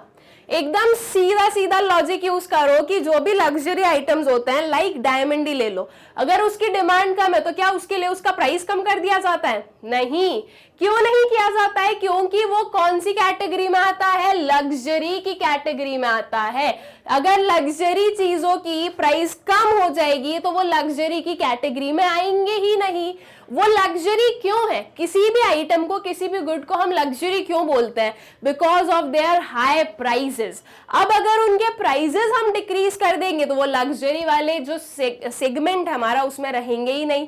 इसलिए लग्जरी आइटम्स में सप्लाई तो वैसे भी कम होती है, मोस्टली सप्लाई कम होती है. जैसे कि डायमंड्स हो गया, कुछ रेयर मटेरियल्स अगर हो गए आपके लग्जरी आइटम में. जो रेयर मटेरियल्स नहीं है उनकी सप्लाई ठीक है होती रहेगी बराबर, लेकिन जो रेयर मटेरियल्स हैं जो कि मुश्किल से ही मिलता है उनकी तो सप्लाई भी कम होती है. तो ऐसा नहीं कि सप्लाई कम है तो आपके प्राइस पर कोई इफेक्ट हो रहा है, ऐसा कुछ नहीं होता है. जो आपकी अगर आप डिमांड कम भी कर रहे हो, अब जैसे कि डायमंड है तो डायमंड की डिमांड वैसे भी कम ही लोग करते हैं. ऐसा थोड़ी ना कि सभी लोग कर रहे हैं. जितने लोग सिल्वर और गोल्ड की डिमांड करते हैं उनमें से कुछ परसेंट 2 और 3% लोग हैं जो कि डायमंड के लिए भी जाते हैं. बाकी मोस्ट ऑफ दी जो हम बोलेंगे कि हमारी मेजॉरिटी है वो आपके सिल्वर गोल्ड तक ही रहती है, बिकॉज डायमंड जो है वो बहुत ज्यादा एक्सपेंसिव हो जाता है. ठीक है, तो इसलिए जो ये डायमंड है अगर उसकी डिमांड कम भी हो जाए, जितनी उसकी डिमांड होती है अगर उससे भी कम हो जाए तो आपकी जो डायमंड की प्राइस है वो कम नहीं हो जाएगी. क्योंकि अगर वो प्राइस कम हो जाएगी तो वो लग्जरी के जो हमारा लग्जरी का एक पूरा सेगमेंट है उसमें आएगा ही नहीं और उससे हमें उसे नीचे लाना नहीं होगा. ठीक है, तो इसलिए जो लग्जरी आइटम्स होते हैं चाहे उनकी डिमांड कम हो लेकिन उनके प्राइसेस में चेंजेस नहीं होते हैं, तो इक्विलिब्रियम प्राइस जो है वो डिक्रीज नहीं होने वाला है. ठीक है, so do you agree? No, this is not correct, या फिर we do not agree with this statement. ठीक है, क्यों एग्री नहीं कर रहे उसका हमें प्रॉपर क्या दे देना है, एक्सप्लेनेशन बताना है. The price of luxury items like diamond does not fall even if there is decrease in demand. These items indicate social status of rich class. ठीक है, ये जो items है ये क्या बता रहे हैं? rich class का एक जो social status है वो show करते हैं. ठीक है, so due to which the price remains high irrespective of change in demand. अब अगर ये प्राइस कम होगी तो वो सोशल स्टेटस एक जो रिच क्लास का है वो थोड़ी ना रहेगा. फिर तो कोई भी अफोर्ड कर लेगा, जो गोल्ड अफोर्ड कर पा रहा है वो डायमंड अफोर्ड कर लेगा, तो फिर डायमंड जो है वो डायमंड थोड़ी ना बचेगा, फिर तो वो एक नॉर्मल कैटेगरी में आ जाएगा, है ना. तो इसलिए जो है ऐसे जो लग्जरी आइटम्स होते हैं उनकी डिमांड में चाहे चेंज हो लेकिन उनका प्राइस फॉल नहीं होता है. ठीक, ये सिर्फ और सिर्फ डायमंड के लिए हम नहीं बोलेंगे, कोई भी लग्जरी आइटम है. ठीक, सारे लग्जरी आइटम्स के लिए ये चीज एप्लीकेबल होगी आपकी. ओके, उसके बाद में आता है हमारा next question. How are decisions taken by the consumers and producers in a coordinated market? Producer और कंज्यूमर के जो डिसीजंस हैं वो कैसे लिए जाते हैं कोऑर्डिनेटेड मार्केट में, ठीक है, हमें कोऑर्डिनेटेड मार्केट ध्यान रखना है कि एक जो कोऑर्डिनेटेड मार्केट है उसमें आपके जो प्रोड्यूसर और कंज्यूमर है उनके जो डिसीजंस है वो कैसे बनाए जाते हैं। अब कोऑर्डिनेटेड मार्केट मतलब कि क्या, हम लोग कोऑर्डिनेट करके काम कर रहे हैं, हम प्रोड्यूसर्स की सुन रहे हैं, प्रोड्यूसर्स हमारी सुन रहे हैं, ठीक है, we are consumers, consumers producers की सुन रहा है, प्रोड्यूसर जो वो कंज्यूमर की सुन रहा है, हम लोग कोऑर्डिनेट कर कर जो है काम कर रहे हैं। तो ऐसे मार्केट में जो डिसीजंस है वो कैसे लिए जाएंगे, म्यूचुअल अंडरस्टैंडिंग से लिए जाएंगे, हम उनकी सुन रहे हैं वो हमारी सुन रहे हैं, हम लोग कोऑर्डिनेट कर कर जो है डिसीजंस ले रहे हैं, ठीक है। तो इसमें आपके डिसीजंस कैसे हो जाएंगे, देखो, the decisions of consumer in the market are expressed through market demand schedule and market demand curve. The decision of producers are expressed through market supply schedule and market supply curve. The decision of consumers and producers are coordinated by the interaction of market demand and market supply. This is known as price mechanism which determines equilibrium in the market. ठीक है, ये चीज अब क्या हुआ है यहाँ पर वो बता देती हूँ। फर्स्ट वाली जो लाइन है उसमें क्या बताया कि जो कंज्यूमर्स के डिसीजन है वो कैसे एक्सप्रेस किए जाते हैं, कंज्यूमर्स के डिसीजन एक्सप्रेस किए जाते हैं with the help of demand schedule and demand curve, ठीक है। और वहीं हम बोले प्रोड्यूसर्स के जो डिसीजंस हैं वो कैसे एक्सप्रेस किए जाते हैं, with the help of supply schedule and supply curve, ठीक। अब जहां पर आपका ये सप्लाई कर्व और जो डिमांड कर्व है वो इंटरसेक्ट करते हैं, वो मीट करते हैं, वो हो जाता है हमारा एक म्यूचुअल अंडरस्टैंडिंग कि ठीक है, हम तुम्हारी सुन रहे हैं, तुम हमारी सुनो, इस प्राइस पर इतनी क्वांटिटी आप सेल करोगे, और कंज्यूमर्स क्या बोलते हैं कि ठीक है, इस प्राइस पर इतनी क्वांटिटी हम परचेज करेंगे, ठीक है। तो ये चीज जो है ये म्यूचुअल अंडरस्टैंडिंग से आया है, दोनों कोऑर्डिनेट कर कर जो है इस मार्केट में क्या उन्होंने डिसाइड किया है, प्राइस ऑफ द कमोडिटी, ठीक है। तो ये जो डिसीजंस लिए जाते हैं ये कोऑर्डिनेटेड मार्केट में कैसे लिए जाएंगे, कोऑर्डिनेट कर कर producers and producers and consumers जो हैं वो कोऑर्डिनेट करके जो है अपने डिसीजंस लेते हैं, अपने जो भी प्राइस वगैरह है वो बताते हैं। इसे हम कहते हैं प्राइस मैकेनिज्म, जो कि इक्विलिब्रियम से डिटरमाइन किया जाता है, ठीक। एकदम अच्छे से क्लियर हो गया है आई गेस ये क्वेश्चन आप लोगों को। फिर आ जाओ नेक्स्ट वाले क्वेश्चन पर, what is meant by economic viability of an industry. Economic viability of an industry, इससे क्या समझ में आता है, इसका क्या मतलब है। Viable industries, non viable industries हम लोगों ने पढ़ा है, बस जो वायबल इंडस्ट्रीज है वही हमें यहाँ पर बताना है। Economic viability of an industry मतलब कि इकोनॉमिकली वो इंडस्ट्री क्या है, वायबल है, ओके। हम लोग जो है ऐसी इंडस्ट्रीज जिसके गुड्स हमारे मार्केट में आ सकते हैं और हम उन्हें परचेज कर सकते हैं, they are affordable for us, वो होती है हमारी क्या, economic viability of an industry, ठीक। तो अब इसका आंसर देखो, economic viability of an industry refers to a situation when demand and supply curves of an industry meet at some positive level of output, ठीक है। जो इकोनॉमिक वायबिलिटी है उसका मतलब क्या हो गया, उसका मतलब है ऐसी सिचुएशन जब डिमांड और सप्लाई कर्व जो है एक इंडस्ट्री के वो कहीं पॉजिटिव लेवल ऑफ आउटपुट पर मीट करते हैं, पॉजिटिव लेवल ऑफ आउटपुट पर मीट करते हैं। इसका मतलब कि क्या, कि इस वाले सेक्शन में डिमांड और सप्लाई कर्व जो है वो एक दूसरे को इंटरसेक्ट करते हैं, वो मीट करते हैं। अगर वो इस सेक्शन में मीट करते हैं सो दैट मीन्स कि जो प्रोडक्ट है उसकी डिमांड हो रही है, उसे लोग परचेज भी कर सकते हैं और वो इस नॉर्मल मार्केट में सप्लाई भी किया जा सकता है। और वहीं हम नॉन वायबल इंडस्ट्री की बात करें तो इसके डिमांड एंड सप्लाई कर्व ऐसे होते हैं, ये आपका सप्लाई कर्व और ये आपका डिमांड कर्व, ये जाकर कहीं पर आपके नेगेटिव एक्सेस में जो है मीट करते हैं, जो कि हमें शो करता है कि ये जो इंडस्ट्रीज है इनके गुड्स हमारे नॉर्मल मार्केट में ट्रेड नहीं किए जा सकते हैं, ठीक है।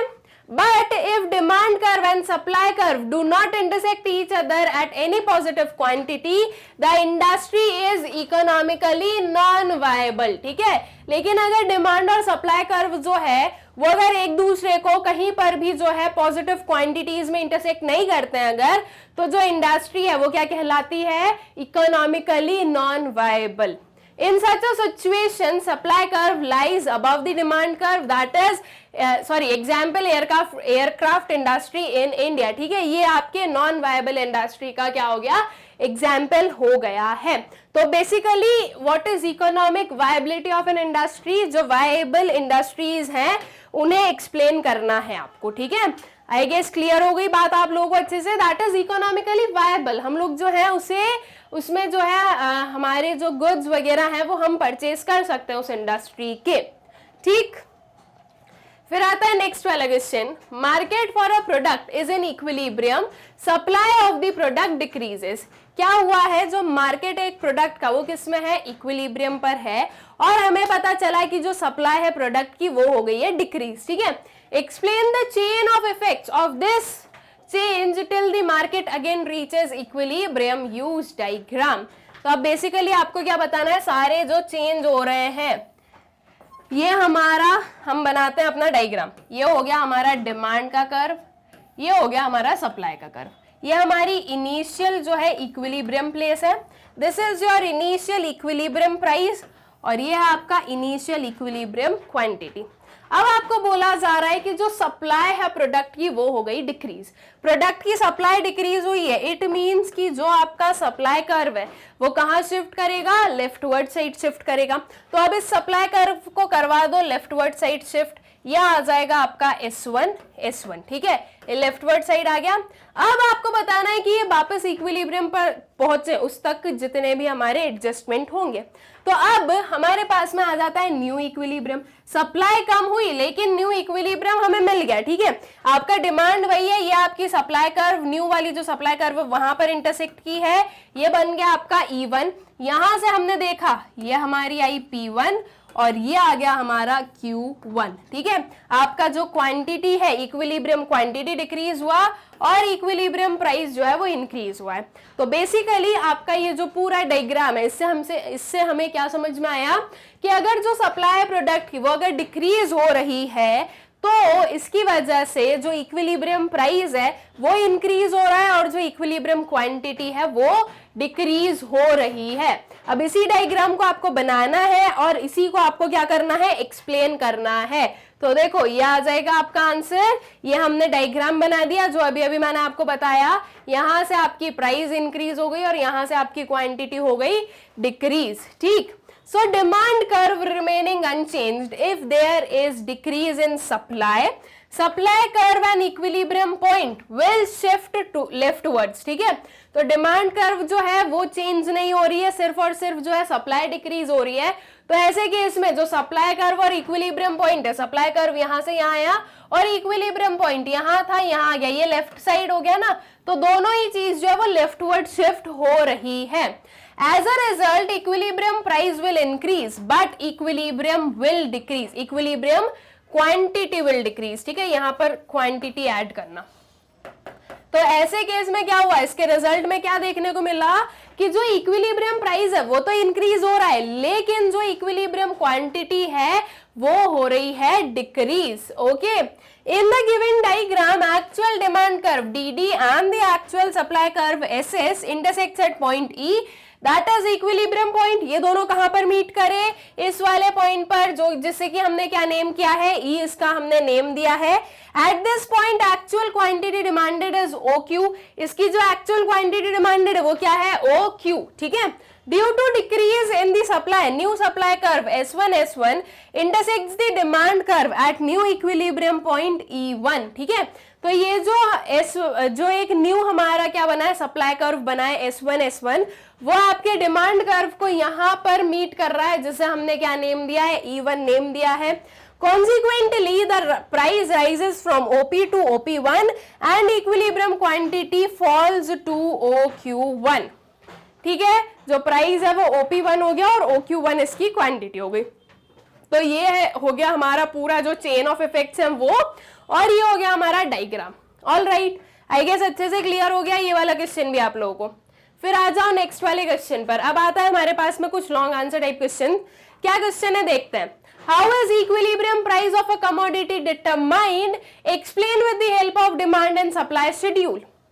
जो इक्विलिब्रियम प्राइस है कमोडिटी का, वो कैसे डिटरमाइन किया जाता है, इसे हमें एक्सप्लेन करना है डिमांड और सप्लाई शेड्यूल के साथ में। ठीक है, अब देखो इक्विलिब्रियम प्राइस जो है कमोडिटी का, वो कैसे डिटरमाइन किया जाता है।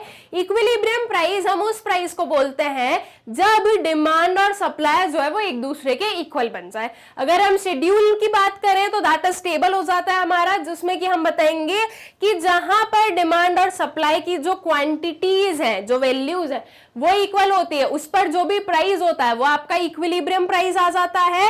और अगर उसी चीज को मैं ग्राफ के थ्रू बताऊं तो जहां पर आपका डिमांड कर्व और सप्लाई कर्व इंटरसेक्ट करता है वो आपका इक्विलिब्रियम प्राइस बन जाता है। ठीक है, तो अभी यहां पर आपको शेड्यूल के साथ में एक्सप्लेन करना है, हम शेड्यूल के साथ में एक्सप्लेन कर देंगे कि क्या इसका जो है हमारा आंसर होने वाला है। So market price or equilibrium price is determined by the forces of market demand and market supply। ठीक है, जो मार्केट प्राइस है या इक्विलिब्रियम प्राइस हम बोले कैसे डिटरमाइन किया जाता है, forces of market demand and market supply. ठीक है, जहां पर भी डिमांड सप्लाई मैच होते हैं, तो इसीलिए हम उसको जो प्रॉपर हमारे इकोनॉमिक टर्म्स है उसमें बोले तो by the forces of demand and supply.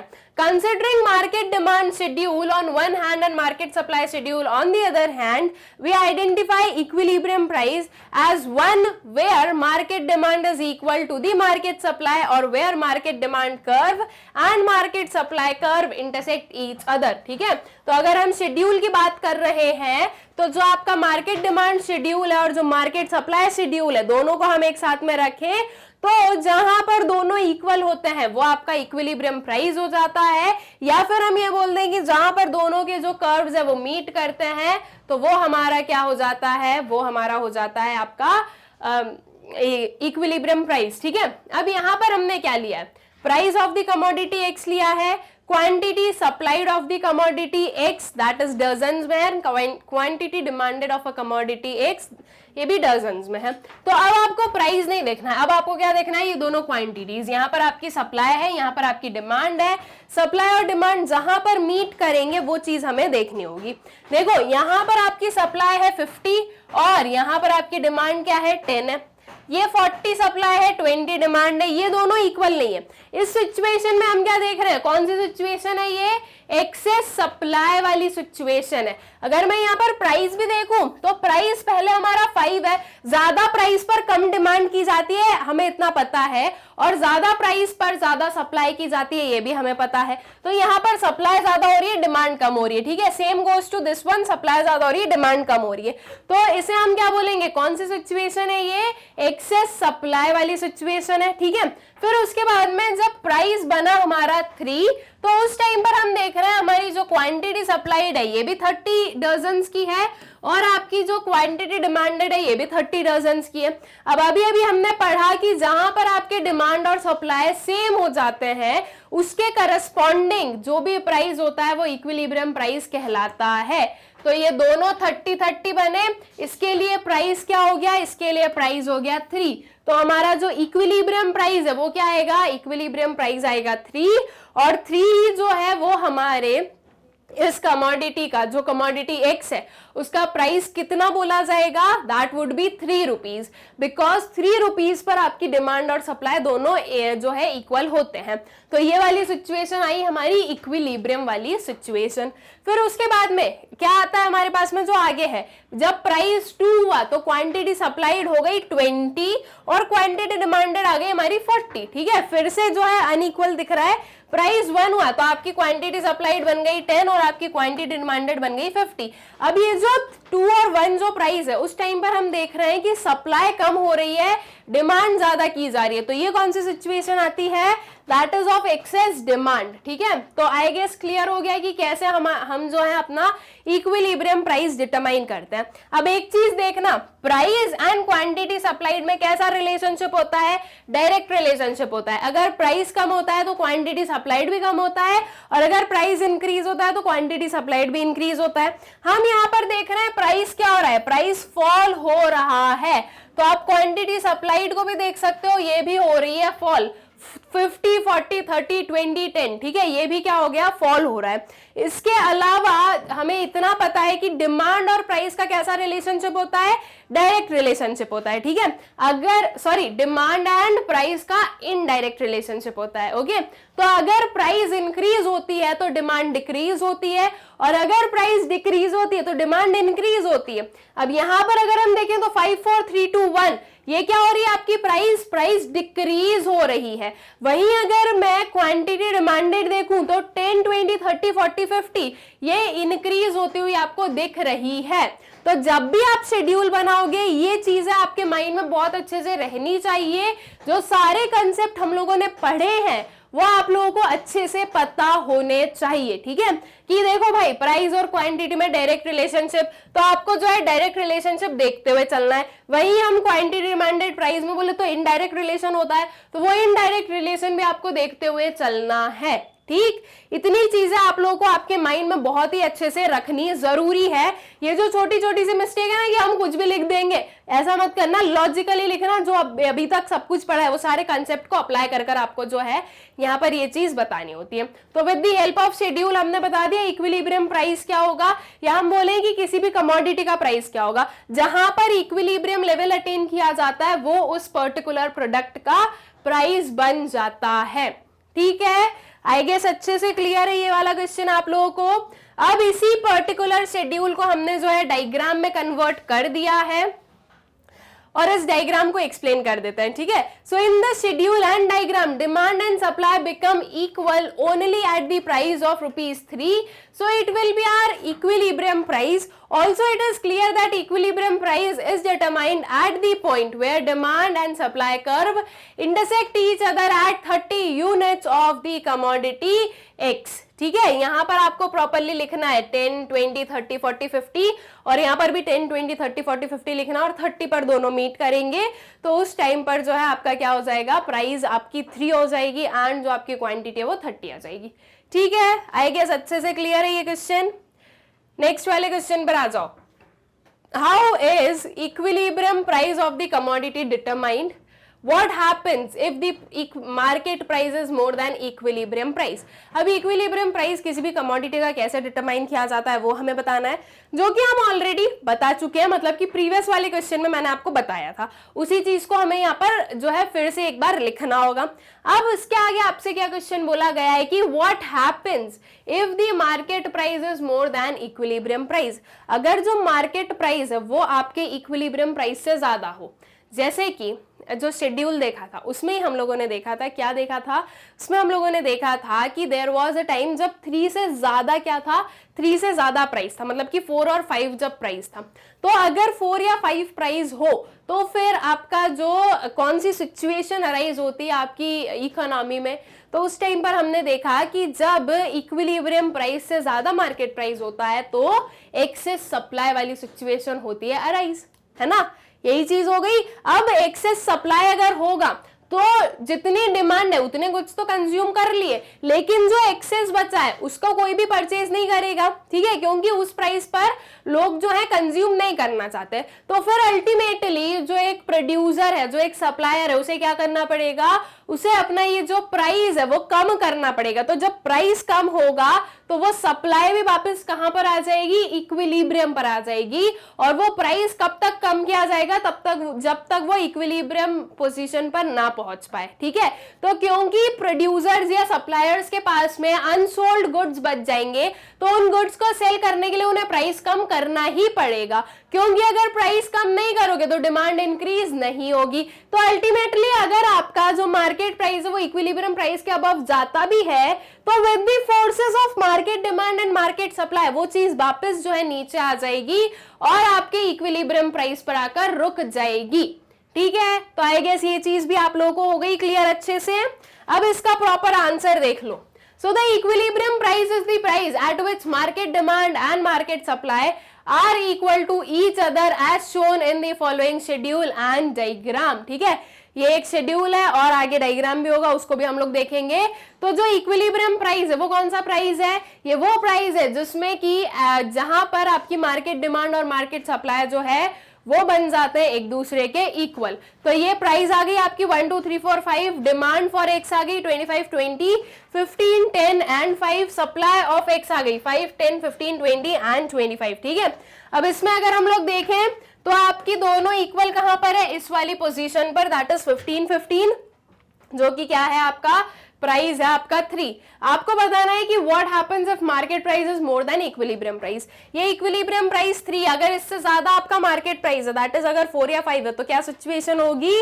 Demand is less than supply वाली सिचुएशन अराइज हो जाएगी। ठीक है, जो चीज मैंने अभी अभी आपको की है explain. So when price is ₹5, the supply of the commodity X is 25 units. With a view to increase their sales, the seller will reduce the price. At ₹3, demand and supply of commodity X becomes equal to 15. Hence, ₹3 is the equilibrium price. ठीक है, तो जब price 5 है तो जो supply commodity की वो 25 units है और उस टाइम पर जो है एक्सेस सप्लाई वाली सिचुएशन हमें देखने को मिली है, तो इसलिए जो है फिर वो वापस कहाँ आ जाएगी? आपके इक्विलिब्रियम प्राइस पर आकर कोइंसाइड करेगी। In the given figure, demand and supply of commodity X are equal at point E. At E point, equilibrium price is OP at ₹3. ठीक है, ये ₹3 हुआ हमारा यहाँ पर प्राइस और ये हुआ 15। ठीक है, यहाँ पर आपकी शॉर्टेज दिखेगी, shortage and supply below equilibrium price, जहां पर आप देखोगे डिमांड ज्यादा है सप्लाई कम है, और अबव इक्विलिब्रियम प्राइस क्या है? सरप्लस है, सरप्लस ऑफ सप्लाई। अब यहाँ पर अगर आप इतनी सप्लाई करोगे तो उतनी डिमांड ही नहीं हो रही है, तो अल्टीमेटली सप्लाई को हमें कम करना पड़ेगा, या फिर हम बोले प्राइस को हमें कम करना पड़ेगा, और ताकि जितनी जो हम सप्लाई कर रहे हैं उतनी जो है डिमांड हो सके। ठीक है, so if market price is ₹4, the demand will be 10 less than supply 20. Excess supply will force the market price to slide down till the equilibrium between supply and demand is struck. Thus, equilibrium price will be resorted in the free market economy. All right, जो चीज अभी अभी मैंने आपको explain की बस वही हमने यहाँ पर वापस बता दी है कि क्या चीज आपको करनी होगी। ठीक है, अगर एक्सेस सप्लाई वाली सिचुएशन आ भी जाती है तो क्या होता है? यहीं पर क्वेश्चन आ सकता था कि what happens if market price is less than equilibrium price, तो फिर क्या सिचुएशन होगी? फिर वो होगी शॉर्टेज वाली सिचुएशन, शॉर्टेज एंड सप्लाई वाली सिचुएशन। ठीक है, उसमें आएगा कि आपकी डिमांड ज्यादा है सप्लाई से, अब डिमांड ज्यादा है उतनी सप्लाई हो नहीं रही है, तो अल्टीमेटली प्राइस को बढ़ाना पड़ेगा, क्योंकि जब प्राइस बढ़ेगा तो ऑटोमेटिकली डिमांड कम हो जाएगी और वो सप्लाई के इक्वल आ जाएगी। और हर एक इकोनॉमी कहां पर वर्क करना पसंद करेगी? इक्विलिब्रियम लेवल पर या इक्विलिब्रियम पॉइंट पर जो है वो वर्क करना चाहेंगे। ठीक है, तो इसके लिए जो है आपको क्या चीज देखनी है? इसके लिए हम बोलेंगे कि चाहे आपकी डिमांड ज्यादा हो जाए या चाहे आपकी सप्लाई ज्यादा हो जाए, लेकिन जो मार्केट, ये हमारे जो forces of demand and supply है, ये फिर से क्या कर देते हैं? आपके डिमांड और सप्लाई को एडजस्ट करके इक्विलिब्रियम पॉइंट पर ले आते हैं और इक्विलिब्रियम प्राइस हमारा अटेन हो जाता है। ऑल राइट, आई गेस अच्छे से जो है ये क्वेश्चन भी आप लोगों को हो गया है क्लियर। ठीक है, फिर आता है नेक्स्ट क्वेश्चन। अब हमारे पास में एक केस स्टडी बेस्ड क्वेश्चन आया है। मैंने हमेशा आप लोगों को केस स्टडी बेस्ड क्वेश्चन में क्या बोला है? आपको पहले पढ़ने हैं क्वेश्चंस और फिर आना है आपकी केस स्टडी पर। ठीक है, बट मैं क्या करूंगी? मैं पहले केस स्टडी पढ़ूंगी फिर क्वेश्चन पर आऊंगी। उसके पीछे का रीजन कि अभी अगर मैं बार बार क्वेश्चन पर जाऊंगी, उनके साथ में उनके आंसर्स आएंगे, फिर वो एक एक क्वेश्चन को पढ़ूंगी, वापस आऊंगी, बहुत ज्यादा स्लाइड जो चेंज होगी उसमें आप कंफ्यूज हो जाओगे। इसलिए आप लोगों को जब भी आपके एग्जाम में आएगा या आप प्रैक्टिस करते हो तो आपको पहले आपके जो है क्या पढ़ लेना है? आपके जो क्वेश्चंस है उन्हें पढ़ लेना और फिर जो है आपको केस स्टडीज पर आना होता है। ठीक है, तो चलो अब इस केस स्टडी को पढ़ते हैं और इससे रिलेटेड जो क्वेश्चंस है वो हम कर देते हैं आंसर। एक चीज हमेशा ध्यान रखना कि जरूरी नहीं है कि जो भी आपको यहाँ पर केस दिया हुआ है, जो भी पैसेज दिया हुआ है, उसी से क्वेश्चन पूछे जाए। ये चीज कंपलसरी नहीं है। और ये कंपलसरी क्यों नहीं है? क्योंकि ये कोई अनसीन पैसेज नहीं है। ठीक है, दैट मीन्स कि ये पैसेज आपके जिस भी चैप्टर का होता है उस चैप्टर से आपसे कुछ भी क्वेश्चन पूछा जा सकता है, चाहे वो आपके इस पैसेज का या इस केस स्टडी का पार्ट हो या ना हो, ठीक है, लेकिन वो आपके सिलेबस का पार्ट होगा, आपके चैप्टर का पार्ट होगा, बट जरूरी नहीं कि वो इसी में से पूछा जाए। तो ये नहीं है कि आप बिल्कुल बेफिक्र होके बैठ जाओ कि वो जो है 5 क्वेश्चन तो उसमें से आ जाएंगे तो उसमें से आंसर कर देंगे। इस चीज पर आपको नहीं बैठना है बिल्कुल भी, बिकॉज जरूरी नहीं है कि आपके जो क्वेश्चन है वो आपके इस केस बेस्ड से ही हो, ठीक है, तो इस चीज का आपको ध्यान रखना है। तो अब क्या है पैसेज, ये पढ़ते हैं। A price floor is the lowest legal price that can be paid in a market for goods and services, labor और financial capital, ठीक है। प्राइस फ्लोर के बारे में बताया गया है कि ये है लोएस्ट लीगल प्राइस, ठीक है। Perhaps the best known example of a price floor is the minimum wage, which is based on the normative view that someone working full time ought to be able to afford a basic standard of living. The federal minimum wage at the end of 2014 was $7.25 per hour, which yields an income for a single person slightly higher than the poverty line. As the cost of living rises over the time, Congress periodically raises the federal minimum wage, ठीक है।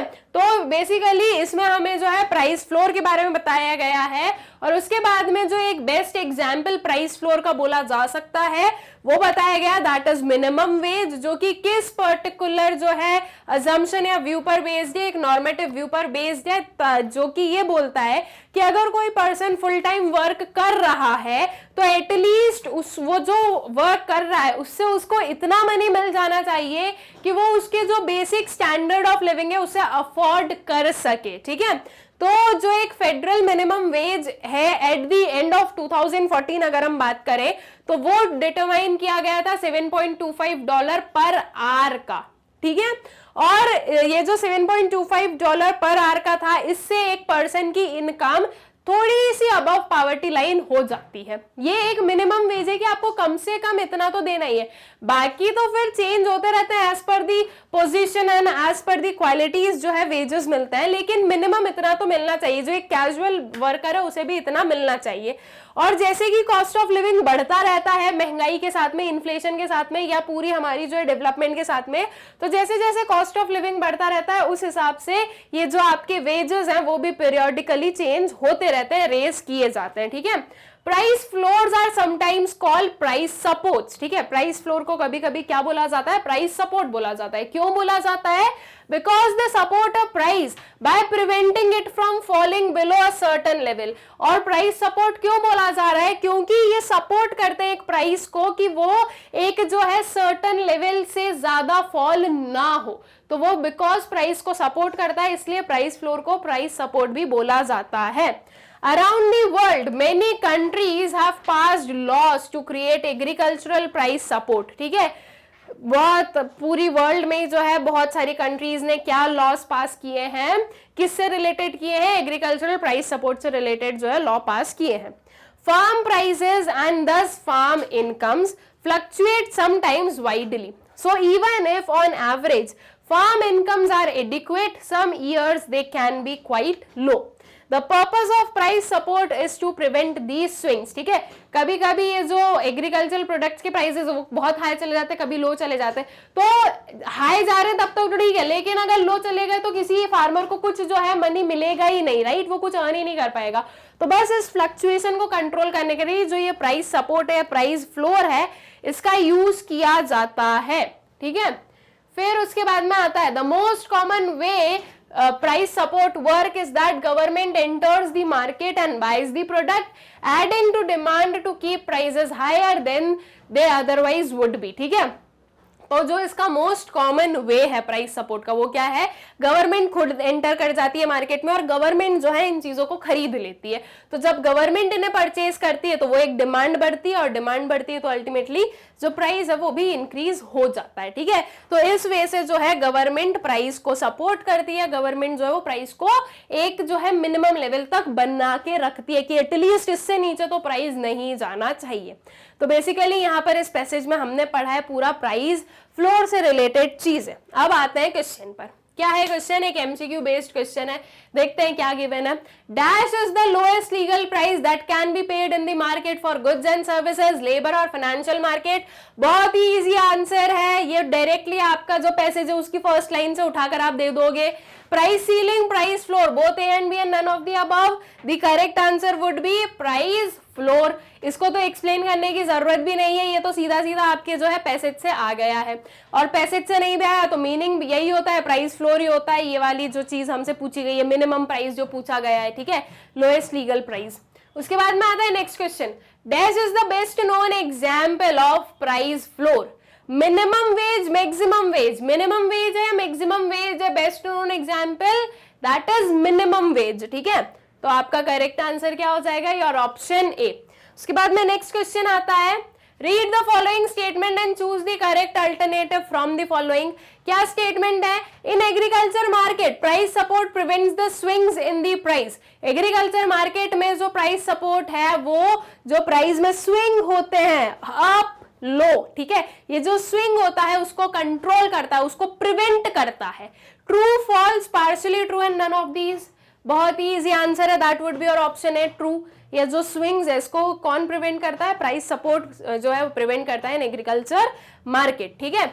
उसके बाद में next question आता है, ये एक statement based question है आपके पास में। आपको इसमें से जो है करेक्ट अल्टरनेटिव बताना होगा, या तो दोनों स्टेटमेंट ट्रू है या दोनों स्टेटमेंट फॉल्स है, तो B option. Statement 1 is true but statement 2 is false and statement 2 is true but statement 1 is false. तो बेसिकली आपको बताना है क्या चीज ट्रू है क्या चीज फॉल्स है।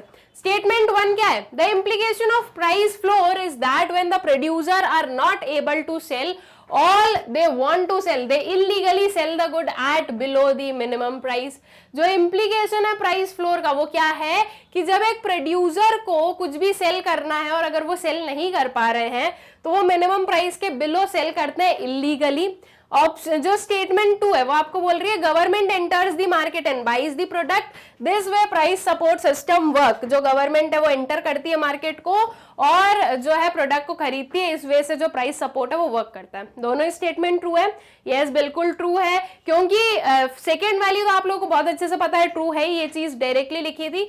और फर्स्ट वाली में क्या हुआ? फर्स्ट वाली में यही हुआ कि बहुत बार हो जाता है ऐसा कि जो प्रोड्यूसर है वो सब कुछ नहीं सेल कर पाते because of the legal price, ठीक है। कोई जो कंज्यूमर्स है वो नहीं परचेज करते उनके प्रोडक्ट को, क्योंकि कंज्यूमर्स को लगता है कि ये हाई प्राइस, ये भले ही मिनिमम है लेकिन ये हाई प्राइस है, हम तो नहीं खरीद रहे।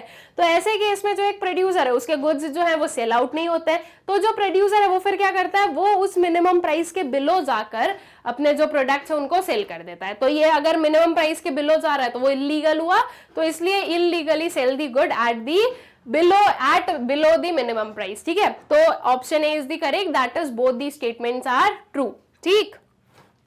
फिर आता है next question, the federal minimum wage at the end of 2014 was dash per hour. सीधा सीधा आपके जो है पैसेज में गिवन है, दैट इज $7.25, ओके। फिर नेक्स्ट वाला क्वेश्चन आता ही नहीं है, क्योंकि यहाँ पर जो है हमारे ये जो सारे क्वेश्चन है ये हो जाते हैं कंप्लीट। दैट मीन्स हमारा जो चैप्टर था मार्केट इक्विलिब्रियम, इसके जो मोस्ट इंपॉर्टेंट क्वेश्चंस थे वो हम लोगों ने कर लिए हैं कंप्लीट। एंड आई गेस कि ये जो पूरा चैप्टर है आप लोगों को हो गया है अच्छे से क्लियर और अच्छे से कंप्लीट। अब स्टूडेंट्स एक जो छोटी सी information, that is magnet brains Hindi जो है वो भी अवेलेबल है आप लोगों के लिए। मैग्नेट ब्रेन्स हिंदी आप लोगों को यूट्यूब चैनल मिल जाएगा जिस पर आपको हिंदी मीडियम से रिलेटेड जो सारे जो आपके सिलेबस है, वीडियोस हैं, वो आपको मिल जाएंगे। तो आप लोगों को जाकर क्या करना है, मैग्नेट ब्रेन्स हिंदी को करना है सब्सक्राइब और उस चैनल को भी करना है शेयर। इसके अलावा स्टूडेंट्स मैग्नेट ब्रेन्स आपको यूट्यूब पर तो मिलता ही मिलता है, बट इसके अलावा और कहाँ मिलता है, तो आप लोग मैग्नेट ब्रेन्स की वेबसाइट पर जा सकते हो www.magnetbrains.com, या फिर आप मैग्नेट ब्रेन्स के ऐप पर जा सकते हो जहां पर आपको हर एक चीज जो है वो बिल्कुल जो है सिस्टमैटिकली अरेंज्ड मिल जाएगी। यूट्यूब पर फाइंड आउट करने में कभी कभी प्रॉब्लम होती है, प्लेलिस्ट नहीं मिलती है, बट अगर आप वेबसाइट या ऐप का अगर आप यूज करोगे तो आपको जो ये चीज है ये बहुत ही इजीली मिल जाएंगी, ठीक है। इसके अलावा आप वेबसाइट और ऐप से तो पढ़ ही रहे हो, लेकिन आपको जो है यूट्यूब जो हमारा चैनल है मैग्नेट ब्रेन्स, उसे आपको सब्सक्राइब करना करना है, इन वीडियोस को ज्यादा से ज्यादा शेयर करना है, ताकि ये जो क्वालिटी एजुकेशन है, वो भी फ्री ऑफ कॉस्ट वाली जो क्वालिटी एजुकेशन है, ये ज्यादा से ज्यादा स्टूडेंट्स तक जो है पहुंच सके। और इन वीडियोस को आपको करना है लाइक। Thank you.